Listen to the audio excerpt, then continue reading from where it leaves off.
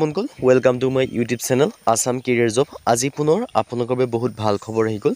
সমাজ কল্যাণ বিভাগৰ ফালৰ পৰা নতুনকৈ চাকৰি মুকলি কৰিছে। গ্ৰেড 3 গ্ৰেড 4 লেভেলৰ চাকৰি হয়, ৱাকিং ইণ্টাৰভিউ হয়, নতুনকৈ চাকৰি আহিছে, এডভাৰটাইজমেণ্টসমূহ আহি গৈছে। চ' কেনেদৰে আবেদনসমূহ কৰিব পাৰিব, কোনটো পদৰ ক্ষেত্ৰত কিমানকৈ অৰ্হতা বিচাৰিছে, কোৱালিফিকেশ্যন কিমান লাগিব, সকলোখিনি কথা এই ভিডিঅ' যোগে আলোচনা কৰা হ'ব। চ' যদি ভিডিঅ'টো ভাল পায় ভিডিঅ' লাইক কৰিব পাৰে, লগতে চেনেল ছাবস্ক্ৰাইব কৰি দিব পাৰে এনেকুৱা ধৰণৰ ভিডিঅ'সমূহ প্ৰতিদিনে পাই থাকিব। আৰু আমাৰ হোৱাটছআপ চেনেল ভিডিঅ' ডেছক্ৰিপশ্যনত দিয়া আছে। চ' ভিডিঅ'টো আপোনালোকে শেষলৈকে চাব। আৰু দেখিব পাৰিছে সমাজ কল্যাণ বিভাগৰ ফালৰ পৰা নতুনকৈ ভেকেঞ্চিখিনি মুকলি কৰি দিছে। মই সম্পূৰ্ণ ডিটেইলছ জনাই দিয়া হ'ব। চ' ভিডিঅ'টো শেষলৈকে চাব আৰু আমাৰ হোৱাটছআপ চেনেল ভিডিঅ' ডেছক্ৰিপশ্যনত তাতো আপোনালোকে ফ'ল'টো কৰি দিব। ইয়াত দেখিব পাৰিছে ছ'চিয়েল ৱেলফেয়াৰ ডিপাৰ্টমেণ্ট ৰিক্ৰুটমেণ্ট, যিটো কয় সমাজ কল্যাণ বিভাগ, তাৰ পৰা ভেকেঞ্চিখিনি মুকলি কৰি দিছে। আৰু এই ভেকেঞ্চিখিনি আপোনালোকক ৱাকিং ইণ্টাৰভিউ অনুষ্ঠিত হ'ব। কেতিয়া ৱাকিং ইণ্টাৰভিউ অনুষ্ঠিত হ'ব মই সেইটোও আপোনালোকক জনাই আছোঁ। চ' ভিডিঅ'টো আপোনালোকে শেষলৈকে চাই থাকিব। আৰু এই ভেকেঞ্চিকেইটাৰ আপোনালোকৰ যিটো আপডেটটো আহিছে, এইটো আহিছে জুন মাহৰ 19 তাৰিখে, বেছি দিন হোৱা নাই। চ' আপোনালোকে ভিডিঅ'টো শেষলৈকে চালে সকলোখিনি কথা গম পাব পাৰিব। পোনপ্ৰথমে মই আপোনালোকে এটা অভাৰভিউ দিছোঁ। ছ'চিয়েল ৱেলফেয়াৰ ডিপাৰ্টমেণ্ট, যিটো কয় সমাজ কল্যাণ বিভাগ, ইয়াৰ আণ্ডাৰত ভেকেঞ্চিখিনি আহিছে। ইয়াত দেখিব পাইছে সমাজ কল্যাণ বিভাগ, অৰ্গেনাইজেশ্যন নেম আপোনালোকে দেখিব পাইছে ছ'চিয়েল ৱেলফেয়াৰ ডিপাৰ্টমেণ্টৰ আণ্ডাৰত ভেকেঞ্চিখিনি আপোনালোকে দেখিব পাৰিছে।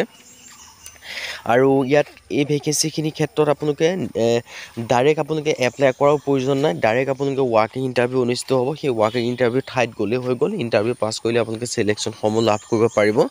আৰু বিশেষকৈ ভেকেঞ্চিখিনি আছে আপোনালোকৰ কনচালটেণ্টৰ ভেকেঞ্চি দেখিবলৈ পাব, প্ৰগ্ৰেম মেনেজাৰৰ ভেকেঞ্চি দেখিবলৈ পাব, ডিষ্ট্ৰিক্ট চাইল্ড এণ্ড প্ৰটেকশ্যন অফিচাৰৰ ভেকেঞ্চিও দেখিবলৈ পাব, ডিষ্ট্ৰিক্ট মিছন কোঅৰ্ডিনেটৰৰ ভেকেঞ্চি দেখিবলৈ পাব, প্ৰগ্ৰেম অফিচাৰৰ ভেকেঞ্চি দেখিবলৈ পাব, অফিচ ইনচাৰ্জ ছুপাৰিনটেণ্ডেণ্টৰ ভেকেঞ্চি দেখিবলৈ পাব।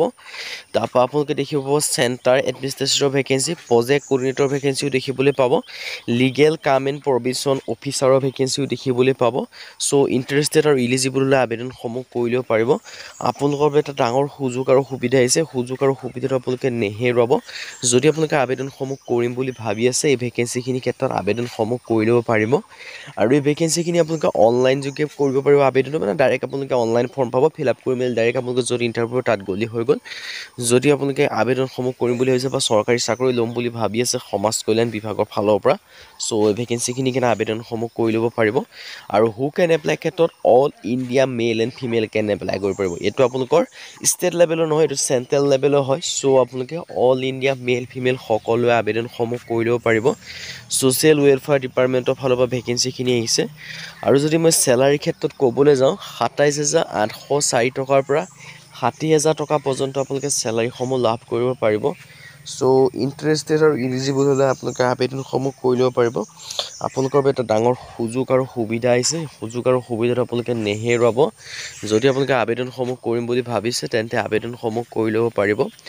আৰু লগতে ইয়াৰ এজ লিমিটটো জনাই দিছোঁ। ইয়াৰ এজ লিমিটটো 18 পৰা 35 বছৰলৈকে দিয়া আছে। আৰু ইয়াত আপোনালোকে এজ ৰিলেক্সেশ্যনসমূহ লাভ কৰিব পাৰিব। SC/SC ক্ষেত্ৰত 5 বছৰকৈ, OBCৰ ক্ষেত্ৰত 3 বছৰকৈ, PWBDৰ ক্ষেত্ৰত 10 বছৰকৈ এজ ৰিলেক্সেশ্যনসমূহ লাভ কৰিব পাৰিব। মানে আপোনালোকে যদি SC/SC হয়, তেতিয়া আপোনালোকে 50 বছৰলৈকে আবেদন কৰিব পাৰিব। OBCৰ ক্ষেত্ৰত 38 বছৰলৈকে পাৰিব। PWBDৰ ক্ষেত্ৰত 10 বছৰ মানে 45 বছৰলৈকে আবেদনসমূহ কৰি ল'ব পাৰিব। চ' ইণ্টাৰেষ্টেড আৰু ইলিজিবল হ'লে আবেদনসমূহ কৰি ল'ব পাৰিব। এজ ৰিলেক্সেশ্যনটো মই কোৱা মতেই আপোনালোকৰ এপ্লিকেবল হ'ব। যিটো আপোনালোকৰ গভৰ্ণমেণ্টৰ ৰুল থাকে, সেই ৰুলৰ মতে আপোনালোকৰ এপ্লিকেবল হ'ব। চ' ইণ্টাৰেষ্টেড আৰু ইলিজিবল হ'লে আবেদনসমূহ কৰি ল'ব পাৰিব। আৰু যিটো এপ্লিকেশ্যন ফিজ হয়, আপোনালোকে এপ্লিকেশ্যন ফিজটো কিমানকৈ দিব লাগিব মই জনাই দিছোঁ। ইয়াত কোনো এপ্লিকেশ্যন ফিজ নাই। জেনেৰেল OBCৰ কোনো এপ্লিকেশ্যন ফিজ নাই। SC/SC PWDৰ কোনো এপ্লিকেশ্যন ফিজ নাই। চ' ইণ্টাৰেষ্টেড আৰু ইলিজিবল হ'লে আবেদনসমূহ কৰি ল'ব পাৰিব। চিলেকশ্যন প্ৰচেছটো অনলি ইণ্টাৰভিউ হ'ব। ইয়াত কোনো এক্সাম দিবলগীয়া কথা নাই। ডাইৰেক্ট আপোনালোকে চিলেকশ্যনসমূহ লাভ কৰিব পাৰিব। আৰু ইম্পৰ্টেণ্ট ডকুমেণ্টছৰ ক্ষেত্ৰত পাছপ'ৰ্ট চাইজ ফটোগ্ৰাফ লাগিব, ছিগনেচাৰ প্ৰয়োজন হ'ব। আৰু আপোনালোকৰ প্ৰয়োজন হ'ব আধাৰ কাৰ্ড, এডুকেশ্যন চাৰ্টিফিকেট লাগিব, কাষ্ট চাৰ্টিফিকেট লাগিব, এজ প্ৰুফ লাগিব। এইকেইটা ডকুমেণ্টছ লৈ আপোনালোকে য'ত ইণ্টাৰভিউ হ'ব তাত যাব লাগিব। আৰু ইণ্টাৰভিউ পাছ হ'লে আপোনালোকে চিলেকশ্যনসমূহ লাভ কৰিব পাৰিব।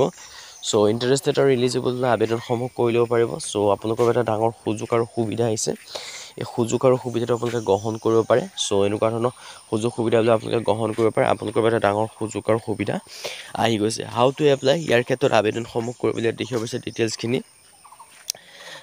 ইয়াত দেখিব পাৰিছে ইয়াত ডিটেইলছখিনি। আপোনালোকে এই ডিটেইলছখিনি কেনেদৰে আবেদনসমূহ কৰিব পাৰিব ইয়াৰ কাৰণে আপোনালোকে ইণ্টাৰভিউ হ'ব ইণ্টাৰভিউটোত ডাইৰেক্ট ৱাকিং ইণ্টাৰভিউ হ'ব ৱাকিং ইণ্টাৰভিউ পাছ কৰিলে আপোনালোকে চিলেকশ্যনসমূহ লাভ কৰিব পাৰিব চ' ৱাকিং ইণ্টাৰভিউ ডেটটো মই আপোনালোকক জনাইছোঁ ৱাকিং ইণ্টাৰভিউ ডেটটো হৈছে 30 জুন 30 তাৰিখে আপোনালোকৰ এই ৱাকিং ইণ্টাৰভিউ অনুষ্ঠিত হ'ব ফুল্লি এডভাৰটাইজমেণ্টখনৰ লিংকটো ভিডিঅ' ডেছক্ৰিপশ্যনত দিয়া থাকিব তাত আপোনালোকে ভালদৰে পঢ়ি চাই ল'ব ডিটেইলছখিনি আজি ভিডিঅ' ইমানে যদি ভিডিঅ' লাইক কৰিব পাৰে লগতে চেনেলটো ছাবস্ক্ৰাইব কৰিব পাৰে এনেকুৱা ভিডিঅ'সমূহ প্ৰতিদিনে পাই